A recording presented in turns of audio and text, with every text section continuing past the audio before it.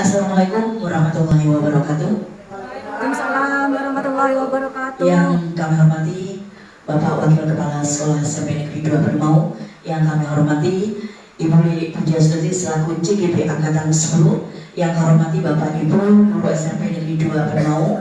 Pertama-tama marilah kita bersama-sama memanjatkan puja dan puji syukur kehadirat Allah Subhanahu wa taala, karena berkat rahmat dan hidayahnya kita semua hari ini bisa diberi nikmat sehat sehingga kita bisa berkumpul di tempat yang insya Allah barokah ini dalam acara diseminasi budaya positif atau penyebaran pemahaman dan penerapan pengalaman budaya positif.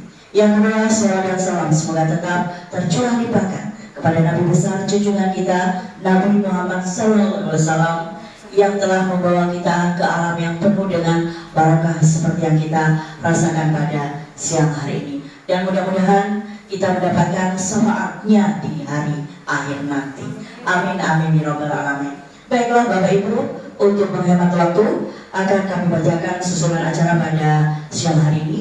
Acara pertama adalah pembukaan, acara kedua sambutan, acara ketiga pemaparan, acara keempat sesi tanya jawab, acara kelima doa sekaligus penutup.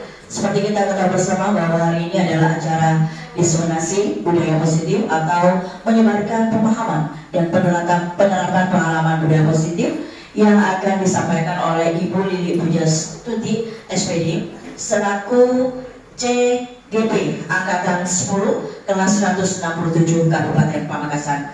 Bapak Ibu, marilah kita buka acara pada siang hari ini dengan membaca basmalah bersama-sama. Terima kasih. Selanjutnya sambutan yang akan disampaikan oleh Bapak Suaryono selaku Wakil Kepala SMP Negeri 2 Bermau. Kepada beliau kami silakan.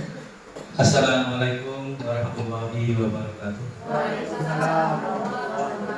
Alhamdulillah wassalatu wassalamu ala Rasulillah wa ala alihi wa sahbihi wa wala wala hawla wala quwwata illa billah. Amma ba'du.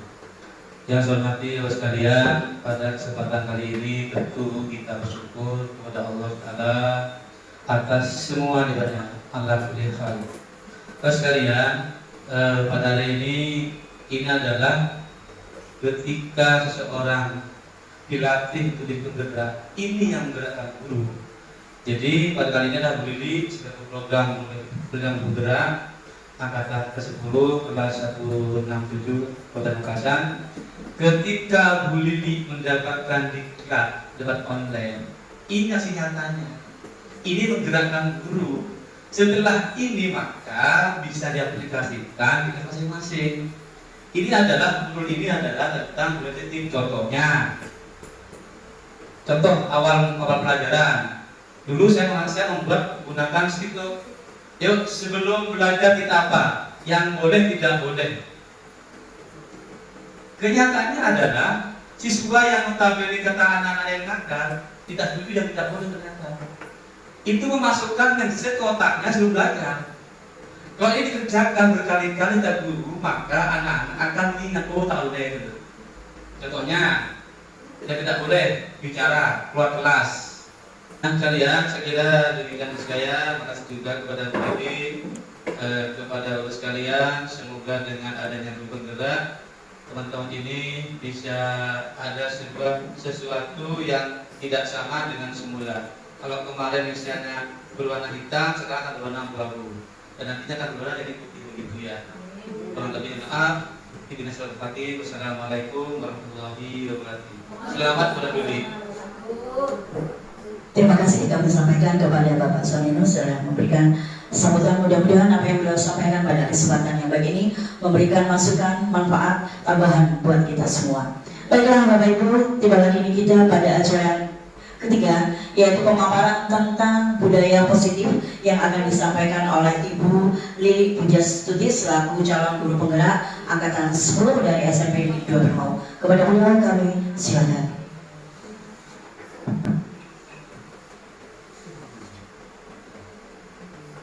Bismillahirrahmanirrahim. Assalamualaikum warahmatullahi wabarakatuh. Yang terhormat Bapak Wakil Kepala Sekolah Bapak Suaryono, yang terhormat rekan-rekan guru yang pada hari ini bisa hadir memenuhi undangan saya selaku calon guru penggerak angkatan 10 SMP Negeri 2 Padimahu Kabupaten Pamekasan. Di sini saya akan melakukan diseminasi atau menyebarkan pemahaman dan penerapan pengalaman budaya positif, di mana ini termasuk tugas aksi nyata modul 1.4 tentang budaya positif. Salawat dan salam semoga tetap terlimpah curahkan kepada Nabi junjungan kita Nabi Muhammad SAW yang telah membawa kita dari alam jahiliyah kepada alam yang serba modern, terang benderang, canggih seperti pada pagi hari ini. Tak lupa juga saya sampaikan puja dan puji bersyukur kehadirat Allah Subhanahu wa taala berkat rahmat dan hidayahnya pada pagi menjelang siang ya, saya bisa berkumpul dengan teman-teman dan bisa melakukan aksi nyata tentang diseminasi atau menyebarkan pemahaman dan penerapan pengalaman budaya positif. Bapak Ibu sekalian, apa kabarnya? Alhamdulillah. Luar biasa, Allahu Akbar. Yes, ya. Gimana biar lebih semangat lagi kita speaking? Ya, ya. Sebentar ya.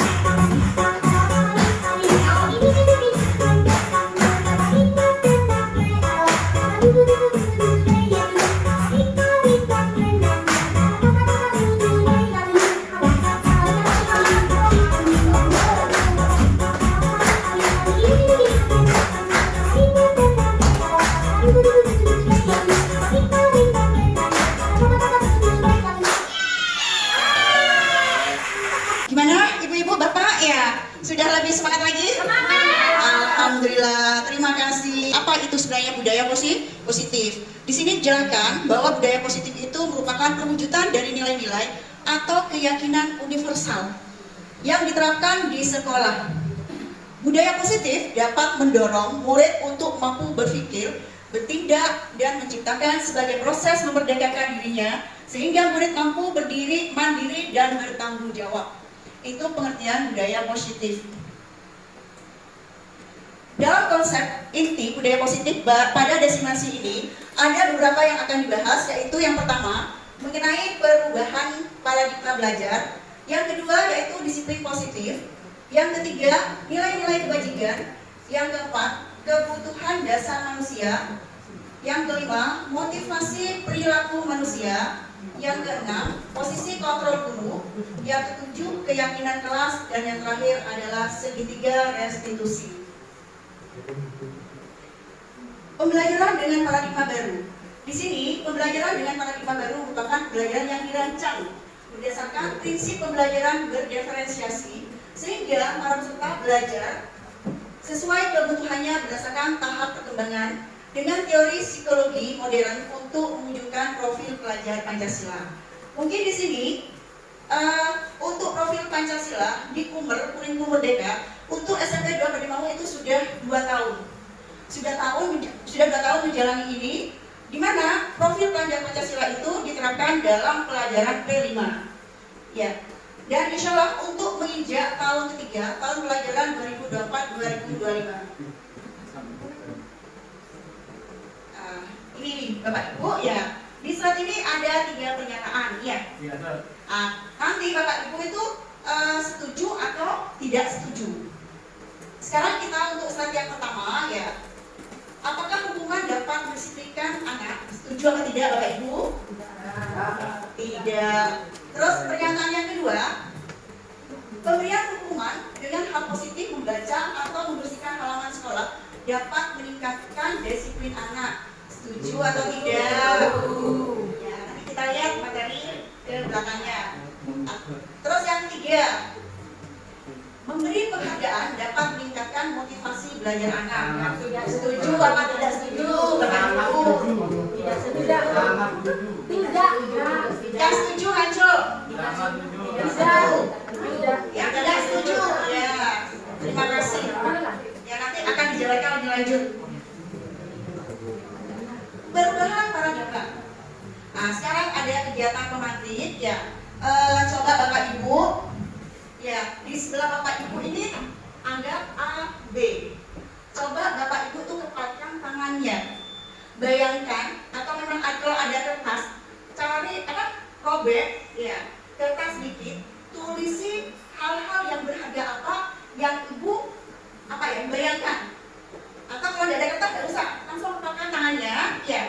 Nah, kepalkan tangannya, bayangkan Ibu ini menggenggam sebuah berlian, ya. Jadi Ibu tidak akan mau melepaskannya. Untuk teman Bapak Ibu yang B, mencoba membuka kepalan tangan ini, ya. Mencoba membuka kepalan tangan ini dengan merayu, mengiming-imingkan hadiah, mengancam atau menghardik. Sudah bisa dibayangkan Bapak Ibu? Ya, sekarang pertanyaan pemantiknya, ya. Apakah Bapak Ibu mau membuka kepalan tangannya? Ya. Apakah Bapak Ibu kalau itu kan dengan mobil, kepalan tangannya mau dibuka atau tidak? Iya. Pertanyaannya juga. Tergantung kalau mobilnya terima ada juga. Bisa. Terima kasih. Sekarang pemantik yang nomor 2, ya. Saya bertanya, kepala tangan Bapak Ibu ini yang berhak membuka dan menutup siapa? Diri sendiri. Bagus ya. Jadi kontrol itu ada pada diri kita atau diri sendiri.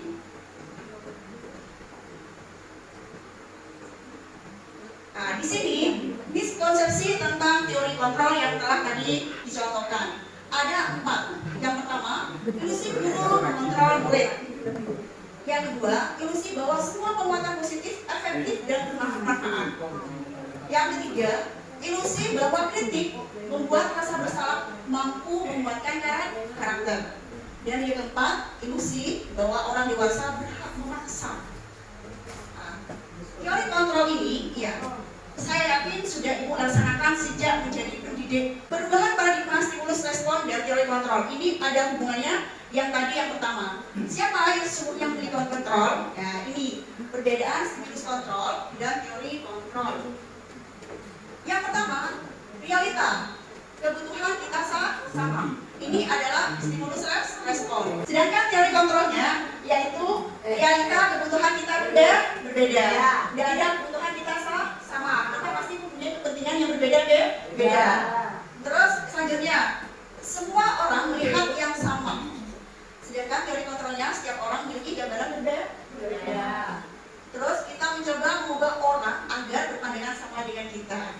Teori kontrolnya, kita berusaha memahami pandangan orang lain tentang dunia, bukan tentang perbedaan. Perilaku buruk dilihat sebagai suatu kesalahan. Semua perilaku memiliki tujuan. Setiap anak itu memiliki kesalahan, pasti mempunyai tujuan. Nanti ini yang kita akan bahas ke depannya. Orang bisa mengontrol saya. Hanya ada yang bisa mengontrol diri Anda. Hanya Anda yang bisa mengontrol diri Anda, bukan orang lain. Semua kontrol itu ada dalam diri kita sendiri, bukan orang lain, Bapak Ibu ya. Saya bisa mengontrol orang lain, Anda tidak bisa mengontrol orang lain. Pemaksaan ada pada saat bukan gagal. Pada saat Ibu merayu, apakah Ibu pernah mengalami kegagalan? Iya. Sedangkan teori kontrolnya adalah Anda bisa mengontrol orang lain. Kolaborasi dan bisnis menciptakan pilihan-pilihan baru. Yang terakhir, model berpikir menang atau kalah. Ya. Sedangkan teori kontrolnya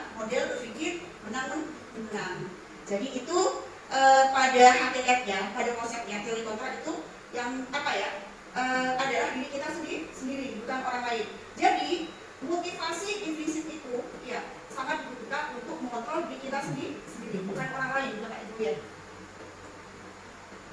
Disiplin positif. Disiplin berasal dari kata disiplina, yang artinya belajar. Ini menurut Diana Gosen tahun 2001. Disiplin mengacu pada disiplin diri yang memiliki tanggung jawab terhadap apa yang dilakukannya berdasarkan nilai-nilai universal.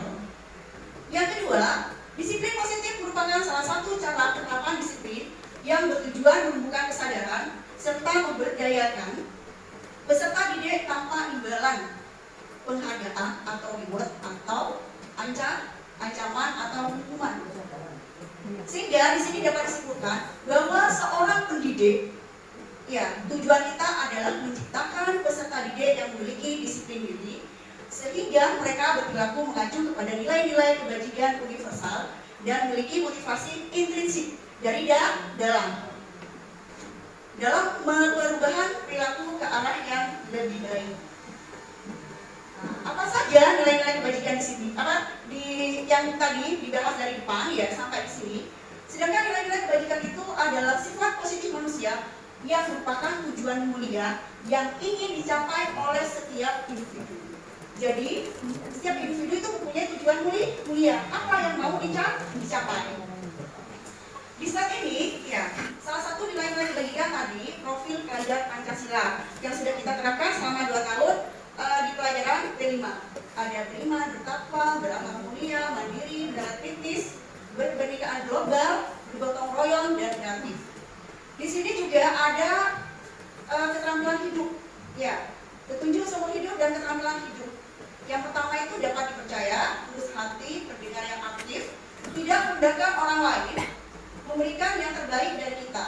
Sedangkan petunjuk hidup, peduli, penalaran, bekerja sama, keberanian, keingintahuan, usaha, kelulusan, dan berorganisasi. Dan juga ada dari proyek-proyek nilai ini kebebasan. Ada peduli sampai ke gotong royong, ada rajin, kesantunan, kreatif, semangat, kejujuran sampai ke rendah hati. Terus ada integritas, ada kebahagiaan, keadilan, kesetiaan sampai ke peraturan. Dan yang terakhir adalah dari rasa aman, tanggung jawab sampai ke ini lurus hati dan ketergantungan.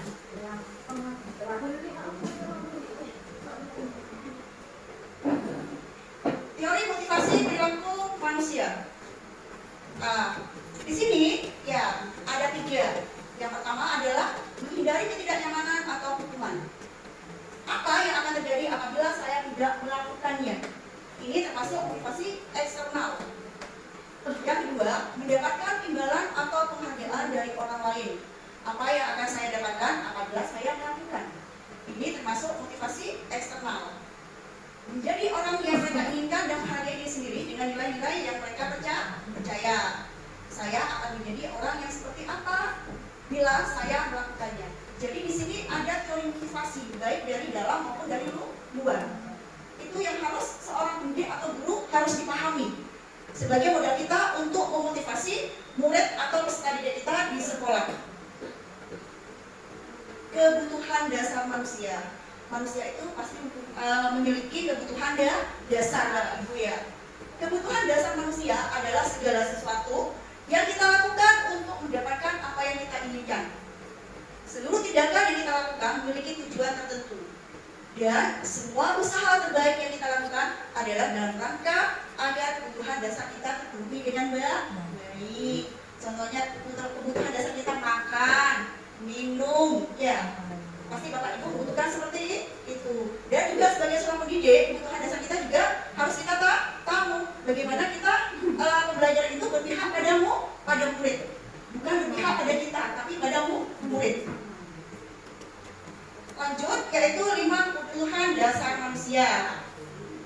Sebagai seorang pendidik, kita juga harus mengetahui 5 kebutuhan dasar manusia.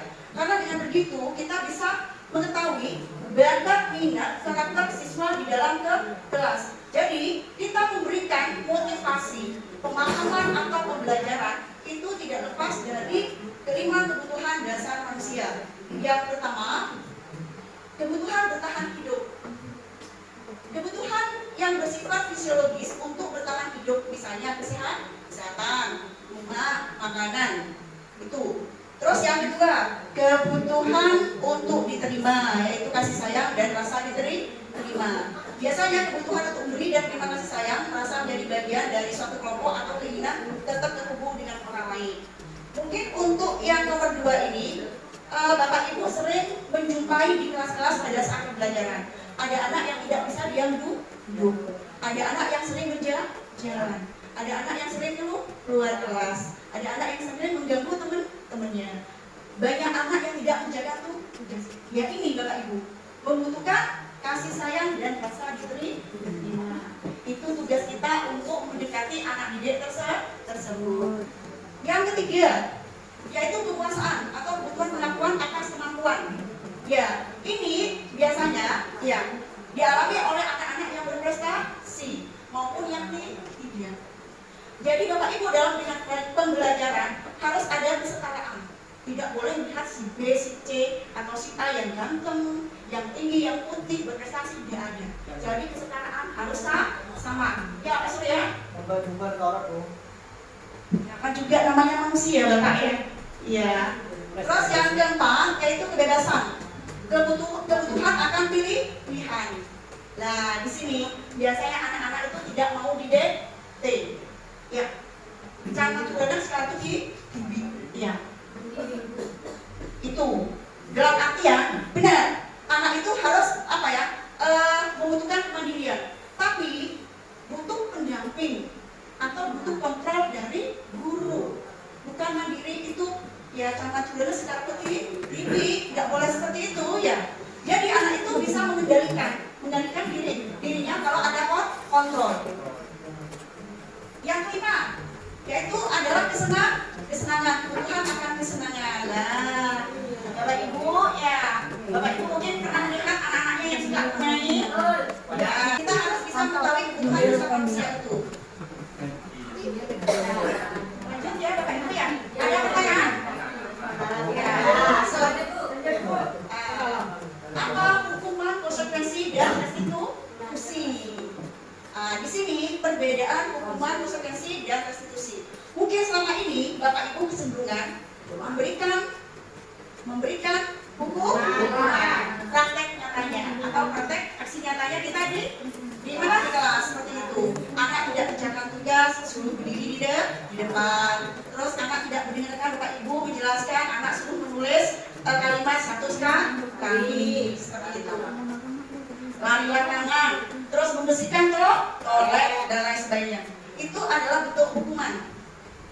Bersifat tidak terencana atau tiba-tiba yang hukuman.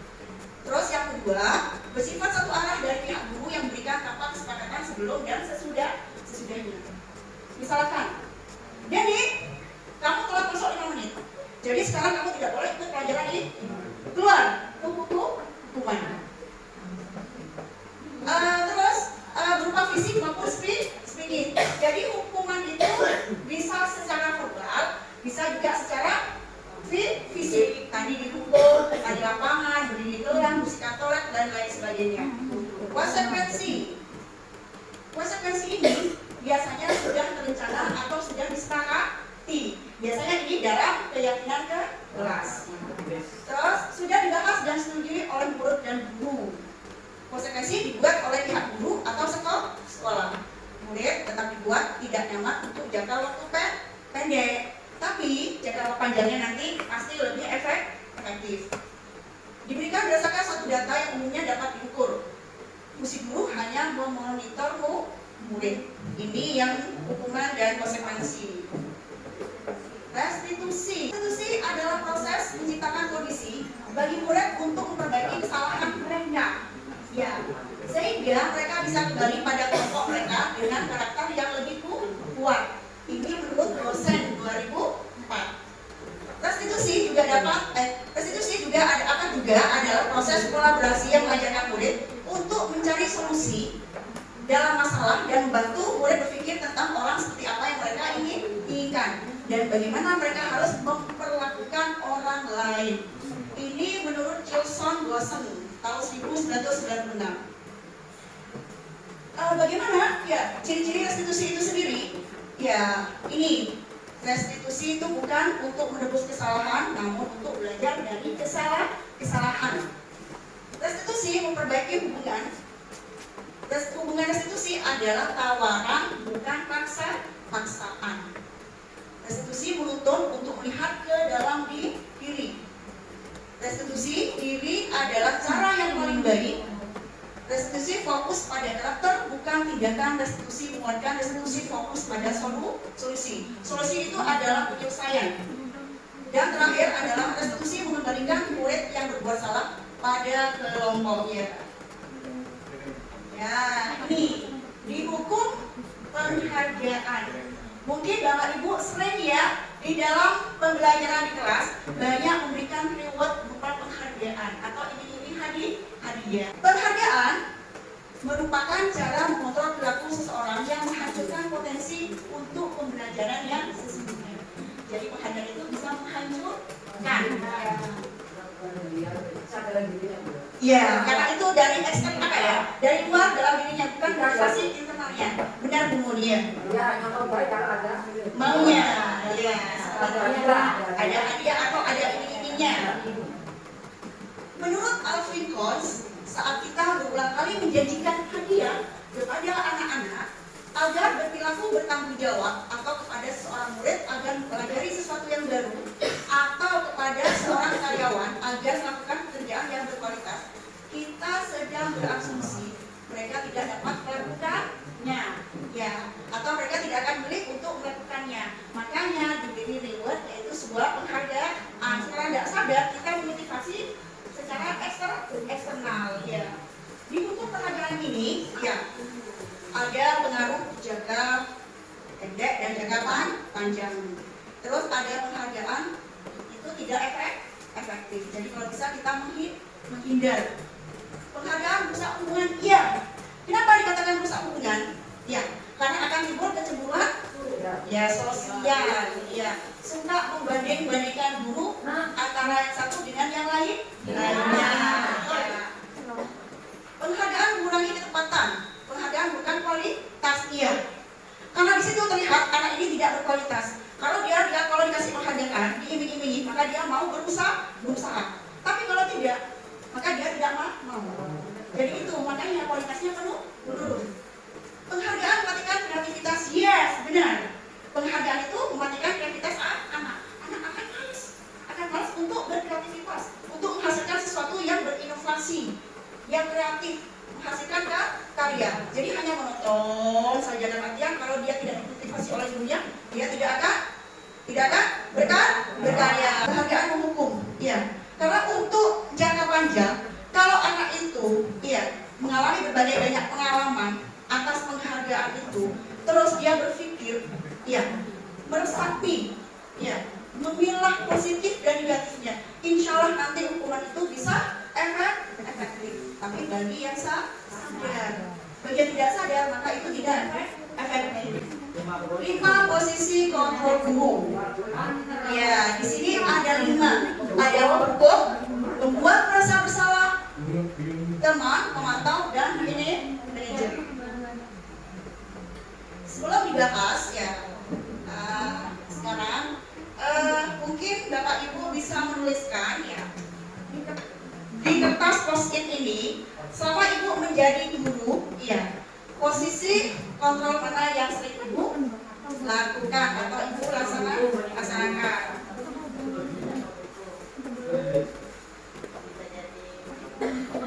Bisa ditulis di kertas post-it ini. 5 posisi kontrol itu adalah 1.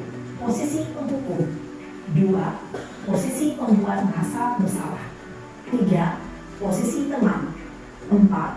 Posisi pemantau atau monitor, dan 5. Posisi manajer. Untuk lebih memahami kelima posisi tersebut, mari kita saksikan kasus Naren yang terlambat hadir 20 menit di sekolah dan melihat bagaimana kelima posisi kontrol dalam menghadapi masalah tersebut.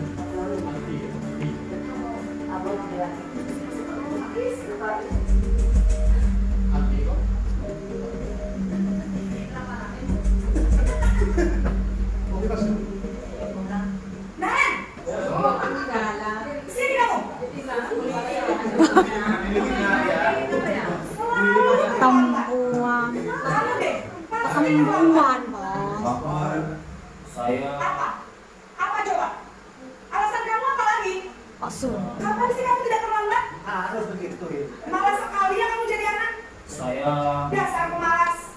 Gak kapok-kapok sih kamu. Sudah berapa kali terlambat? Sana, kamu keliling lapangan basket. Dua kali.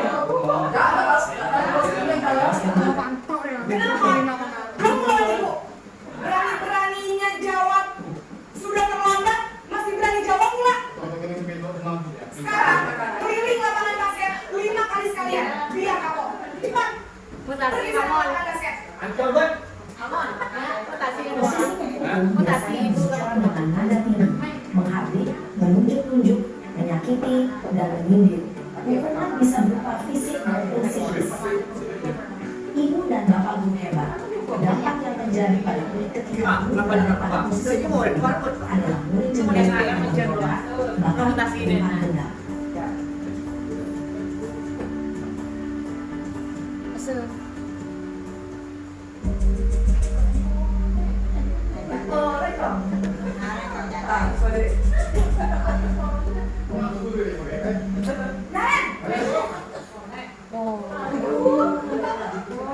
Selamat pagi Bu. Naren, kamu kenapa terlambat lagi, nak? Ya Tuhan, Naren. Kamu senang ya bikin ibu susah ya? Kalau kamu terlambat lagi, nanti ibu yang ditegur bapak kepala sekolah, nak. Disangka ibu tidak bisa membina kamu. Duh, gimana ini? Maaf Bu. Duh, Gusti Naren. Kamu suka ya kalau ibu ditegur bapak kepala sekolah? Terus, sekarang ibu harus tulis apa yang ibu absen? Ini kamu sudah sering terlambat loh. Ibu harus apa coba? Maaf Bu. Maaf sekali. Ya sudah, lain kali jangan bikin ibu susah lagi ya nak ya. Ibu tidak akan kuat lagi kalau kamu gini terus.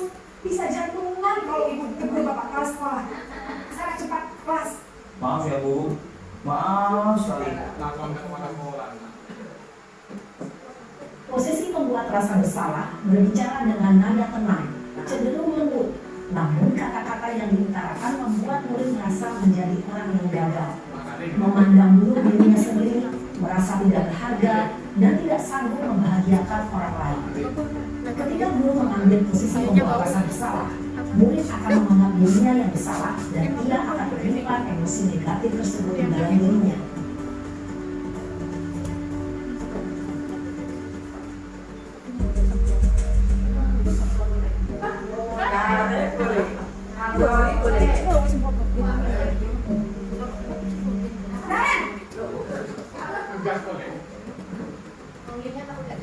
Selamat pagi Bu. Wah, sudah jam berapa ini nak? Selamat lagi ya saya. Iya Bu. Habis Bu saya lupa bangunkan saya Bu. Kamu malah menyalahkan ibu kamu. Kamu bukannya anak yang larinya paling kencang. Kok terlambat sih? Iya Bu. Saya memang terlambat bangun tadi. Jadi biarpun saya kencang, tetap gak kencang Bu. Ya sudah sana. Nanti lain kali larinya lebih kencang lagi ya. Biar gak terlambat lagi. Bikin seneng ibu demi ibu. Bisa kan? Bisa lah Bu. Ya sudah sana masuk kelas. Ibu beresin urusan absen kamu. Kamu ini ada les saja. Dalam posisi teman, guru berbicara dengan nada suara ramah, akrab, cenderung bersenda gurau untuk menjaga suasana tetap santai. Murid akan merasa senang, aman, dan akrab dengan guru. Identitas yang tercipta adalah identitas sukses atau berhasil. Namun, perlu diingat, karena ini masih dorongan eksternal, maka ada faktor ketergantungan dari murid kepada orang tertentu. Di sini, guru absennya, sehingga di lain waktu, murid bisa berperilaku baik, namun hanya kepada orang-orang tertentu saja.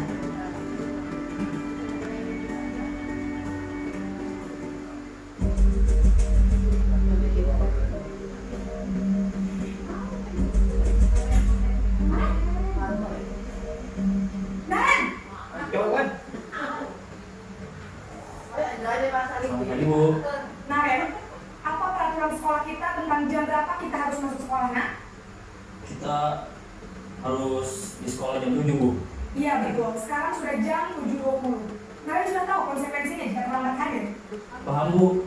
saya harus tinggal kelas pas jam istirahat selama 20 menit. Ya benar, konsekuensinya demikian. Jadi nanti jam 9.30 pas istirahat, kamu harus tinggal di kelas, kerjakan tugas tambahan untuk ketertinggalan kamu, ya? Baik Bu. Posisi pemantau mengandalkan penghitungan atau data untuk mengontrol murid. Guru mengarahkan murid berdasarkan peraturan dan konsekuensi. Seorang pemantau menunjukkan bahasa tubuh dan ekspresi wajah yang datar dan cenderung formal.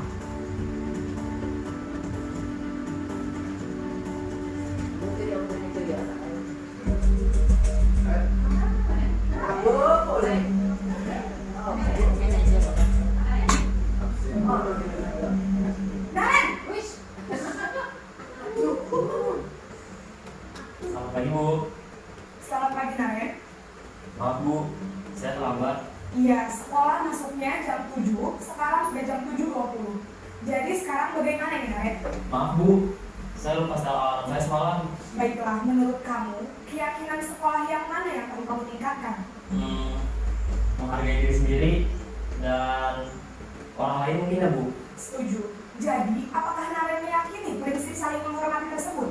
Iya Bu, saya meyakininya. Apakah Naren bersedia memperbaiki masalah keterlambatan ini? Bersedia Bu.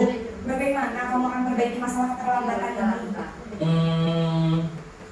Saya akan coba untuk tidak lupa menyetel alarm saya Bu. Baik, kalau Naren lupa menyetel alarm di rumah, ada orang yang kira-kira bisa bantu mengingatkan tidak? Ada Bu, kakak saya, Kak Emma. Ada lagi selain Kak Emma? Selain Kak Emma, ada ibu saya. Baik, jadi yang mengingatkan Naren adalah Kak Emma dan ibunya. Kira-kira akan mulai start alarm kapan nih, Naren? Setelah pulang sekolah, akan segera saya lakukan. Baik, jadi Naren akan setel alarm untuk bangun besok pagi dan akan diingatkan oleh kakak dan ibunda Naren ya. Ada lagi yang mungkin perlu dilakukan, Naren? Agar tidak terlambat bangun lagi. Tidak ada Bu. Baik, Naren. Terima kasih untuk kerjasama kamu. Sekarang kamu perlu kembali ke kelas untuk belajar. Baik Bu, terima kasih.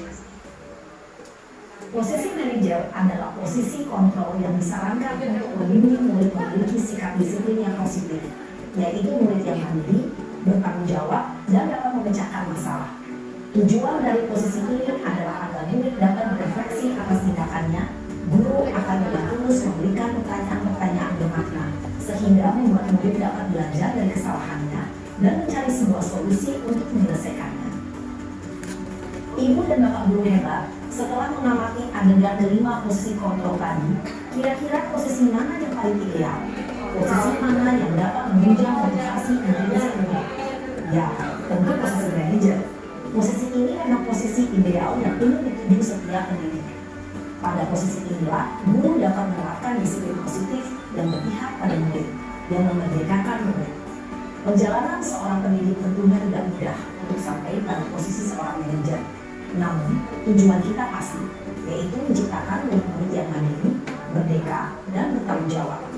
Semoga penggambaran 5 posisi kontrol yang telah diperlihatkan ini dapat menjadi ajang refleksi bagi kita semua, agar dapat terus mengasah dan menerapkan disiplin positif yang memerdekakan murid.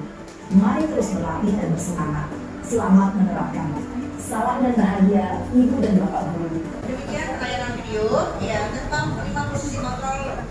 Sekarang gimana Bapak Ibu sudah tahu posisi kontrol yang paling efektif ya, yaitu posisi kontrol pada manajer. Nah, selanjutnya yaitu keyakinan kelas. Nah, sekarang ada pertanyaan tematik Bapak Ibu ya. Yang pertama, mengapa kita memiliki peraturan tentang kendaraan pada saat mengendarai kendaraan roda 2 atau motor? Yang kedua, mengapa kita memiliki peraturan tentang penggunaan masker dan cuci tangan setiap saat? Sekarang yang pertama, jawaban yang pertama Bapak Ibu ya. Mengapa kita memiliki peraturan tentang penggunaan helm pada saat mengendarai kendaraan roda 2? Monggo Bapak Ibu yang bisa? Ya. Betul, untuk keselamatan. Bagus. Keamanan? Ya. Ya, itu nilai-nilai kebajikannya. Ya. Yang kedua, kenapa kita memiliki peraturan tentang penggunaan masker dan mencuci tangan? Ada yang bisa? Menjaga kesehatan. Untuk kesehatan dan juga keamanan. Bagus ya. Jadi nilai-nilai kesehatan, nilai-nilai keselamatan, keamanan, ya nilai yang kita sebut sebagai suatu keyakinan, yaitu nilai-nilai universal. Ya, nilai-nilai kebajikan universal yang disepakati secara tersirat atau tersurat, baik yang tertulis maupun yang tidak tertulis. Ya, ini ada pertanyaan lagi. Kenapa keyakinan kelas bukan tidak peraturan kelas? Ya, keyakinan kelas merupakan nilai-nilai kebajikan universal yang disepakati bersama secara tersirat dan tersurat, memotivasi siswa dari dalam atau intrinsik agar siswa lebih tergerak dan bersemangat untuk menjalankan keyakinan daripada hanya sekedar mengikuti serangkaian peraturan tertulis tanpa makna. Tadi sudah dijelaskan kalau peraturan itu kecenderungan hukuman. Kalau keyakinan kelas itu nanti adalah konsekuensi. Bagaimana cara membentuk keyakinan? Ya, keyakinan ke kelas. Ya, di sini ada beberapa cara. Yang pertama itu keyakinan kelas itu bersifat lebih abstrak, ya. Jadi tidak tertuju pada hanya satu kata-kata atau satu istilah. Dua, keyakinan kelas itu berupa pernyataan universal, ya, yang mengandung makna dan bisa dimengerti oleh siswa. Terus yang ketiga, pernyataan keyakinan kelas senantiasa dibuat dalam bentuk positif, bukan kalimat negatif. Dilarang membuang sampah, itu sudah tidak berlaku, tapi menjagalah kebersihan kelas. Ya. Terus lanjut, keyakinan kelas sebaiknya sesuatu yang dapat diterapkan di lingkungan tersebut. Jadi penerapan keyakinan kelas itu dilakukan di dalam kelas, bukan di luar kelas atau di luar sekolah. Ya, karena namanya di kelas. Terus semua warga kelas hendaknya ikut berkontribusi dalam pembuatan keyakinan kelas lewat kegiatan surat pendapat. Bersedia meninjau kembali keyakinan kelas dari waktu ke waktu. Nah, sekarang yang terakhir yaitu segitiga restitusi. Segitiga restitusi ini, ya, itu ada 3. Yang pertama, menstabilkan identitas, validasi tindakan yang salah, dan menanyakan keyakinan. Dan ini yang harus kita terapkan, Bapak Ibu, di dalam kelas.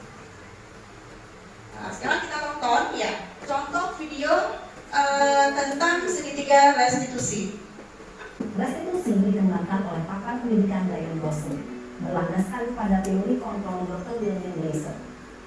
Segitiga restitusi adalah suatu proses dialog yang dijalankan oleh guru atau orang tua agar dapat menghasilkan murid yang mandiri dan bertanggung jawab. Pada saat guru di posisi manajer, aspek yang dikembangkan pada murid adalah motivasi intrinsik, sehingga pemahaman nilai-nilai kebajikan dapat tumbuh dan berkembang menjadi suatu kebiasaan positif yang akhirnya membentukkan teman. Proses dialog ini terdiri dari 3 langkah yang digambarkan pada 3 sisi pada segitiga restitusi. Sisi pertama adalah menstabilkan identitas. Sisi yang kedua adalah validasi tindakan yang salah. Dan sisi yang ketiga adalah menanyakan keyakinan. Ibu dan Bapak Guru, berikut ini akan menunjukkan bagaimana seorang guru berada dalam posisi manajer menggunakan penerapan segitiga restitusi.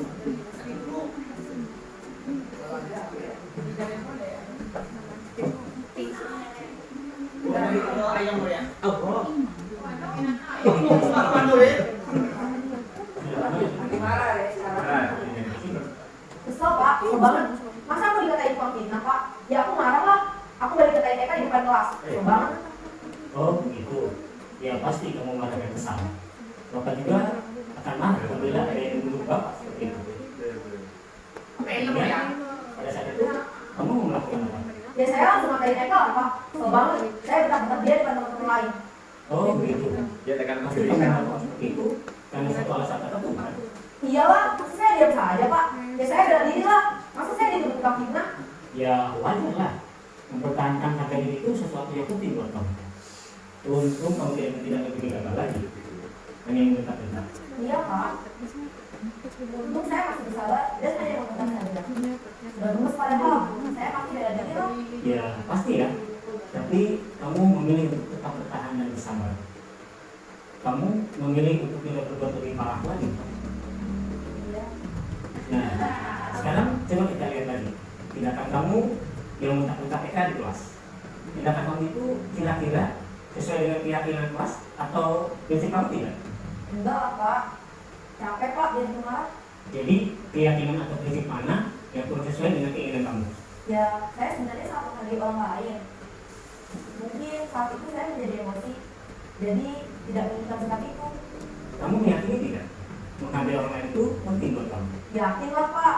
Iya, setuju. Kita harus saling menghargai. Namun ada juga keyakinan yang kita sepakati yang perlu kita jalankan apabila kita sedang marah, kan? Ya saya bisa lebih proaktif, mulai dengan diri sendiri. Saya bisa jadi lebih sabar, mengambil waktu jeda untuk berpikir mau apa selanjutnya. Kira-kira kamu bersedia memperbaiki masalah ini tidak? Bersedia Pak. Kalau kamu memperbaiki masalah ini, kamu akan menjadi orang seperti apa? Saya akan menjadi orang yang bertanggung jawab kali ya Pak. Dan senantiasa proaktif. Iya. Menurut kamu, bagaimana rasanya menjadi orang seperti itu? Ya nyaman lah, bangga bisa bersabar dan menahan diri. Baiklah kalau begitu. Yuk kita pikirkan bagaimana memperbaiki masalah ini.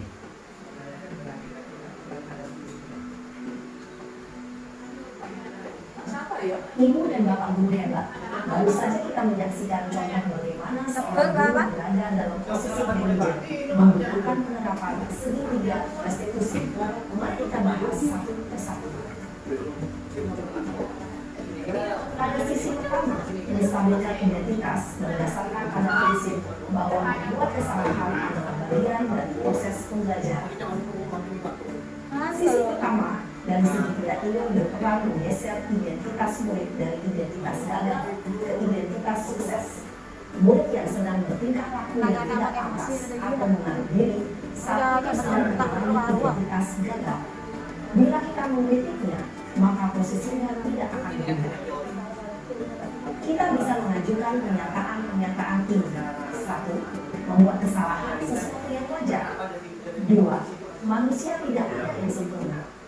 3. Kita bisa memperbaiki masalah ini. 4. Saya tidak menanyakan kesalahannya. Saya lebih fokus bagaimana memperbaiki masalah ini. 5. Apakah saat ini kamu telah menjadi orang yang baik untuk dirimu sendiri? Pada sisi kedua, validasi tindakan yang salah berlandaskan pada prinsip bahwa setiap perilaku berupaya memenuhi suatu kebutuhan tertentu.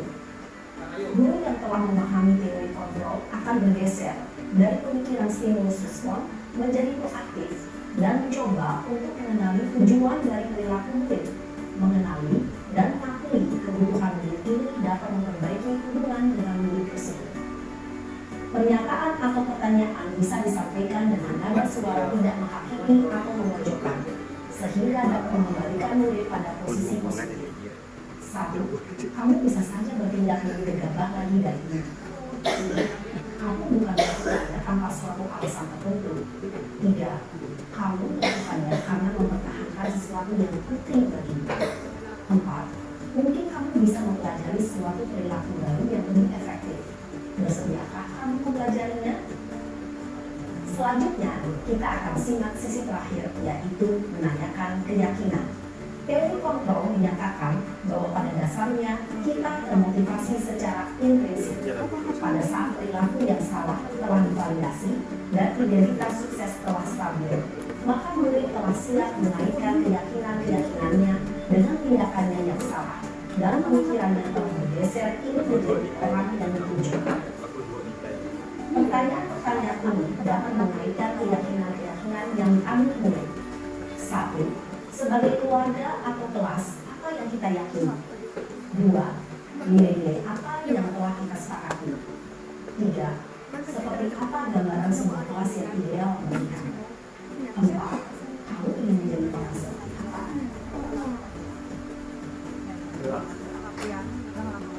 Dalam menerapkan segitiga restitusi, perlu diperhatikan beberapa hal, yaitu 1. Perilaku yang salah ini berkaitan dengan nilai-nilai atau keyakinan-keyakinan yang telah disepakati atau dituju.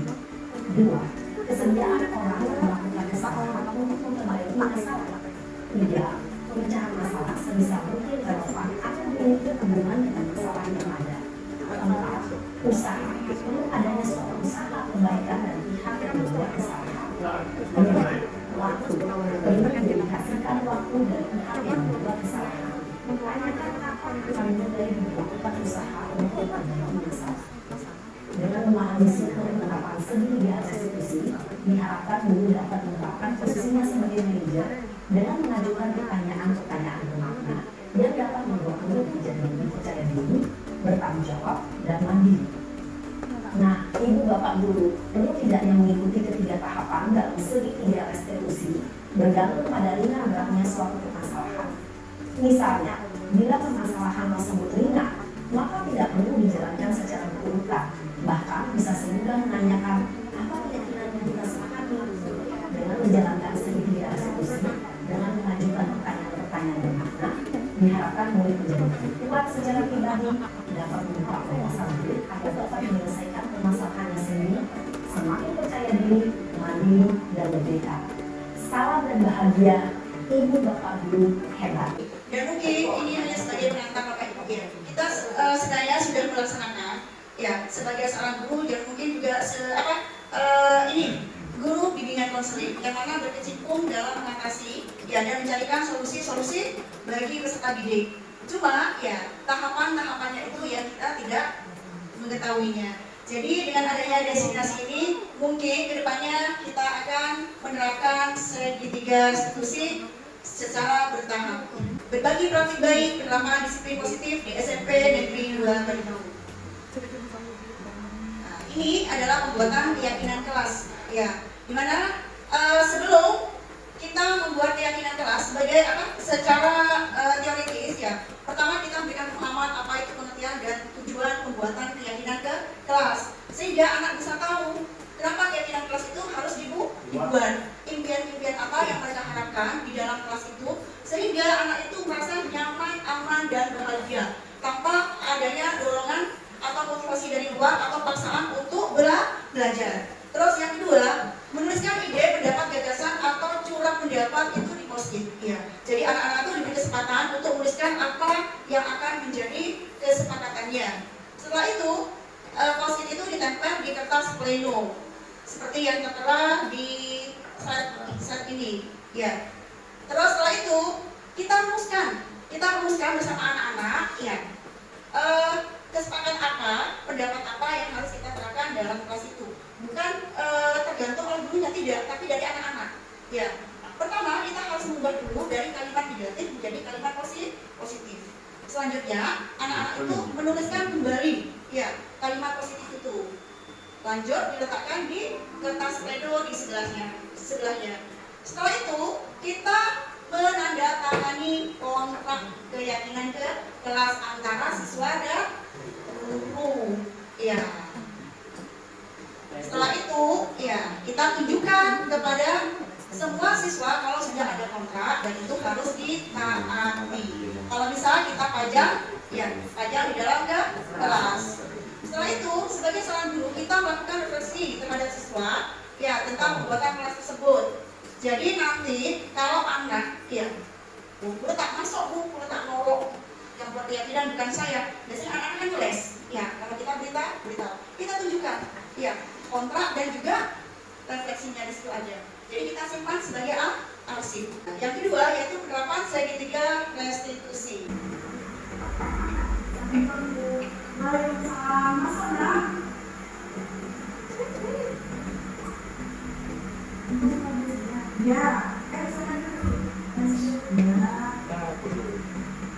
Kameranya pakai kamera depan videonya. Jadi tampilannya seperti ini. Gunakan tangan kiri.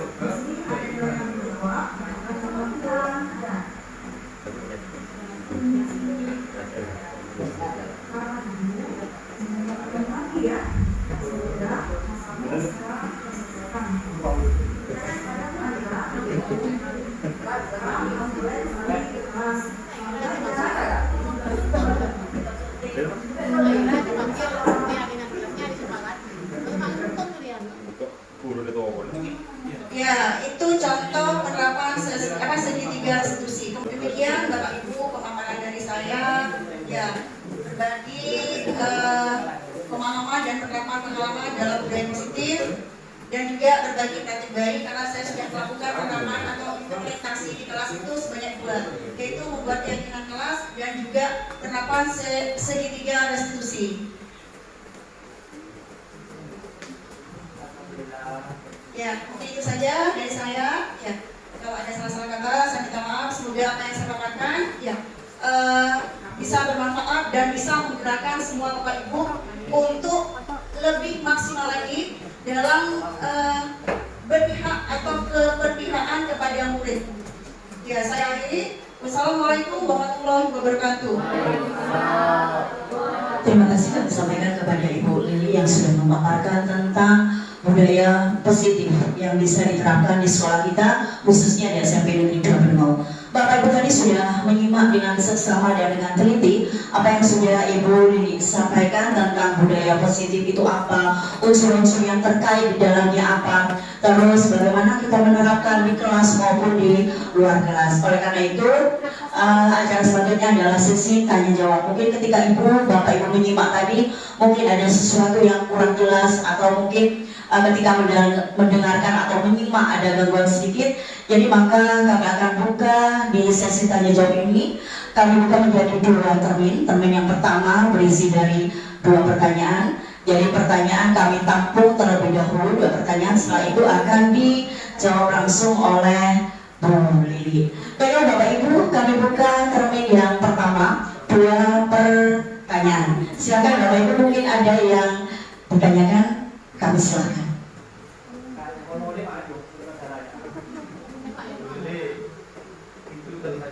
Silakan Bapak Suharyono. Perlu diklarifikasi hadiah ribet ya. Ya. Oh, ribet lah. Nah, hadiah ribet kan ya. Juli ya. Tadi hadiah negatif lokasinya. Kalau yang ribet, apa yang dulu dengan hadiah beli? Kita tadi beli, oh bagus, hadiah kan? Ribet kan? Iya. Tadi ambigu. Maka beli diklarifikasi apa yang hadiah? Apakah bentuk barang, apakah bentuk pujian? Hebat sekali pertahanan itu hadiah. Ribet. Iya, kita beli. Terima kasih. Silakan Bu Lili bisa langsung menjawab pertanyaan dari Bapak Suharyono. Silakan. Iya, terima kasih Bapak Suharyono. Ya, pertanyaan yang sangat bagus sekali karena tadi saya menjelaskan ambigu katanya ya. Iya. Apakah hadiah atau reward itu? Iya. Tadi kok dikatakan tidak efektif atau banyak dampak negatifnya seperti itu. Iya. Di sini hadiah itu dalam artian berupa fisik. Ya, fisik tadi. Seperti yang tadi sudah digambarkan di sini, ya. Kalau anak itu seringkali diberi hadiah, dijanjikan, diiming-imingkan, bukan verbal, tapi kenyataan mau dikasih permen, mau kalau kamu naik kelas nanti nak saya berikan mobil, ya. Kalau kamu nanti kalau bisa menjawab saya berikan 1 kotak permen seperti itu. Jadi jelas di situ hadiah itu seperti itu atau penghargaan yang lainnya. Jadi pada intinya di sini, kalau reward atau hadiah atau penghargaan secara berlebihan itu seperti yang sudah saya jelaskan Pak tadi Bapak Saryono ya. Ya, gimana Pak Saryono? Bisa diterima? Kalau hanya ucapan itu bisa sebagai motivasi. Oh bagus kamu nggak? Itu verbal. Iya verbal ucapan Bapak ya. Tapi di sini konotasinya adalah pelanggaran fisik wujud, ada wujudnya. Berarti bisa disimpulkan bahwa kita ketika memberikan reward atau penghargaan kepada anak itu disesuaikan dengan situasi dan kondisi yang ada. Insya Allah kalau niat kita baik, sama Allah akan juga dikembalikan dalam keadaan baik. Mungkin ada lagi Bapak Ibu pertanyaan, kita buka lagi. Silakan Ibu Reni. Ya, terima kasih. Apakah penerapan segitiga literasi tadi itu bisa atau dapat diterapkan pada siswa kita yang sudah melakukan pelanggaran sedang ataupun tinggi? Seperti itu.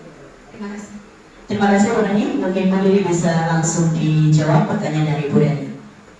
Iya, terima kasih Bu Reni. Untuk penerapan segitiga literasi ini ya sangat bagus sekali.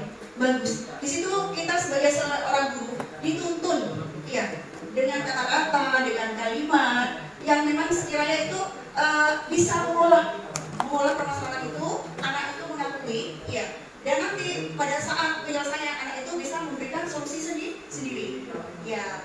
Untuk segitiga diskusi itu sah-sah saja dilaksanakan pada saat ada pelanggaran ringan, sedang maupun berat. Tapi kalau kita ya terutama sebagai guru BK untuk pelanggaran berat itu bisa kita terapkan untuk segitiga diskusi ini pada saat menggali data atau informasi, sehingga anak dengan sendiri memaparkan kesalahannya dan mencarikan solusi buat dirinya sendiri. Tapi untuk penyelesaiannya kita butuh kolaborasi ya, semua pihak yang terkait, baik orang tua ya, sekolah, di sini ada siswa, wali kelas, kepala sekolah ya, dan juga guru BK. Di situ kita rembuk hal apa yang baik dan tidak lanjutnya bagaimana. Jadi tadi yang dikatakan di video itu untuk pelanggaran ringan tidak diterapkan semua segitiga institusinya tidak apa. Ya.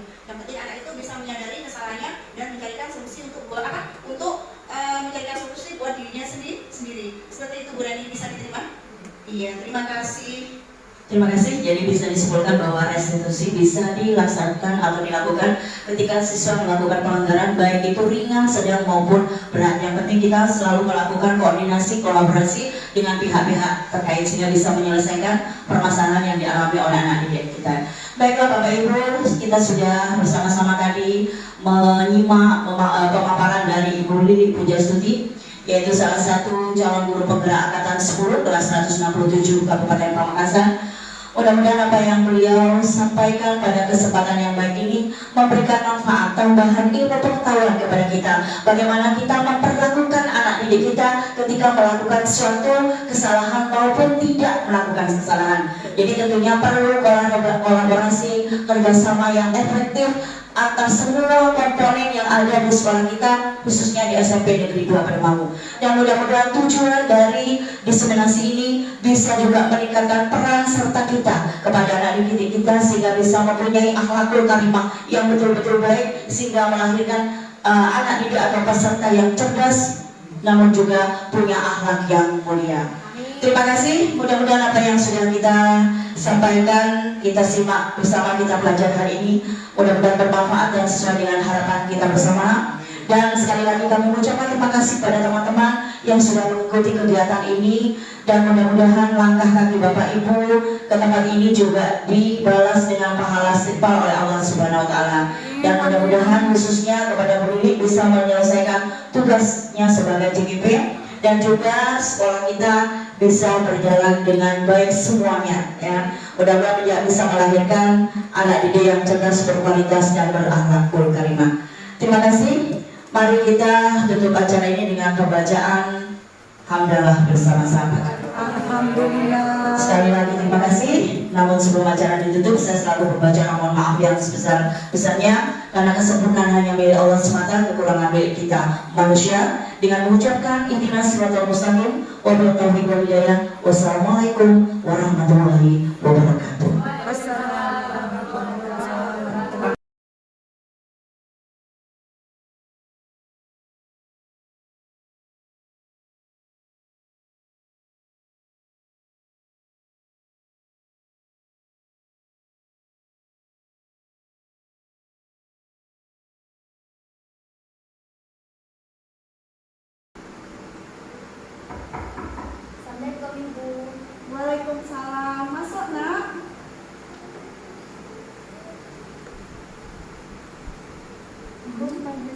Iya, ayo silakan duduk dulu. Terima kasih Bu. Ya,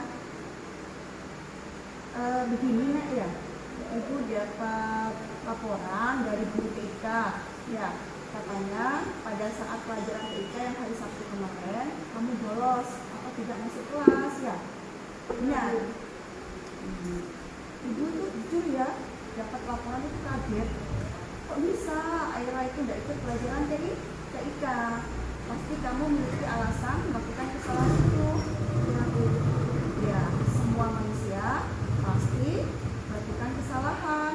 Begitu juga ibu dulu waktu sekolah ya.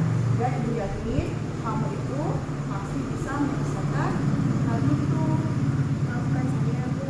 Ya, sekarang coba jelaskan ke ibu alasan kamu tidak mengikuti pelajaran kemarin. Karena kemarin saya tidak membawa HP dan lupa mengerjakan tugas TK. Aira, bagaimana bisa kamu melakukan itu nak? Saya lalai dan lupa mengerjakan Ibu. Saya di rumah jarang belajar karena main di internet. Pada hari itu saya bangun kesiangan sehingga lupa membawa HP. Ya, baiklah, berarti kamu sudah menyadari kesalahan kamu. Apakah yang kamu rasakan sekarang? Ya Bu, saya mengakui bersalah dan menyesal tidak mengerjakan tugas TK. Coba kamu sekarang ingat-ingat, adakah keyakinan kelas atau sekolah yang kamu tidak tepati? Ada Bu, yaitu mengerjakan tugas tepat waktu dan saling menghargai. Jika ada siswa melanggar keyakinan kelas, tidak diizinkan mengikuti pelajaran TK. Baiklah nak, sekarang apa yang akan kamu lakukan untuk menyelesaikan masalah ini? Saya akan meminta maaf kepada guru TK, segera mengumpulkan tugas dan menjelaskan alasan saya bolos pelajaran TK. Saya juga berjanji tidak akan mengulangi lagi. Ya, bagus. Di sini ada nilai tanggung jawab yang akan kamu lakukan. Ya, Terima kasih Bu. harapan ibu jangan kamu ulangi lagi ya. Semoga masalahmu segera terselesaikan. Ibu percaya kepadamu Aira. Baik Bu. Sekarang kamu boleh kembali ke kelas. Selamat belajar. Terima kasih Bu. Assalamualaikum. Waalaikumsalam.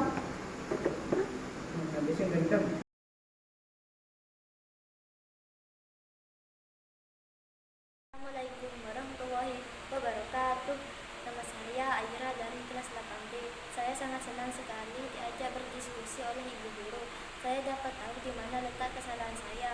Di sini saya harus disiplin dalam mengerjakan tugas, saling menghargai dan harus bertanggung jawab. Saya akan memperbaiki kesalahan saya dengan meminta maaf dan tidak akan mengulanginya lagi. Terima kasih Bu. Assalamualaikum warahmatullahi wabarakatuh. Assalamualaikum warahmatullahi wabarakatuh. Saya Ibu Yatiem, guru Bahasa Indonesia, rekan dari Ibu Lili Pujiastuti yang mengajar di SMP Negeri 2 Pademau. Menurut saya, apa yang sudah dipaparkan oleh Bu Lili mengenai budaya positif sangat bagus untuk diterapkan di sekolah kami, terutama untuk siswa.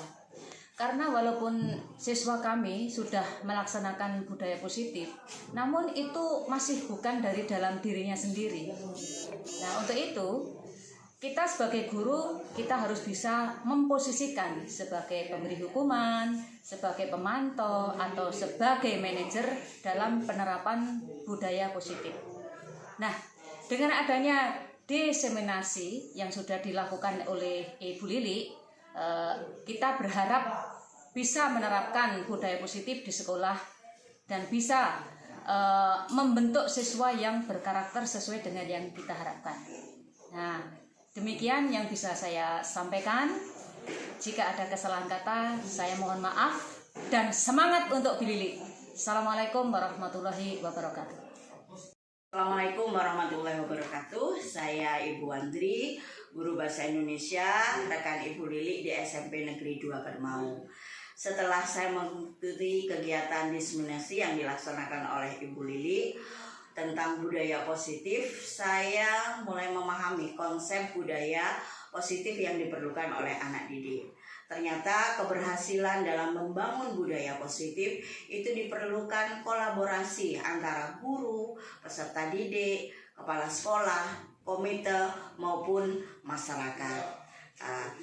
Peran kita sebagai pendidik menggerakkan dan memotivasi siswa atau peserta didik agar meyakini nilai-nilai kebajikan sehingga tercipta budaya positif di sekolah ataupun di kelas. Dengan diseminasi ini membuat saya semakin semangat untuk bisa melaksanakan budaya positif baik itu di kelas maupun di sekolah ya. Dan budaya positif ini bisa memberikan dampak yang sangat-sangat positif untuk peserta didik. Misalnya dengan melaksanakan keyakinan kelas sehingga kita bisa memenuhi kebutuhan ataupun keinginan dari peserta didik sehingga proses pembelajaran bisa berjalan dengan lancar sesuai dengan harapan bersama.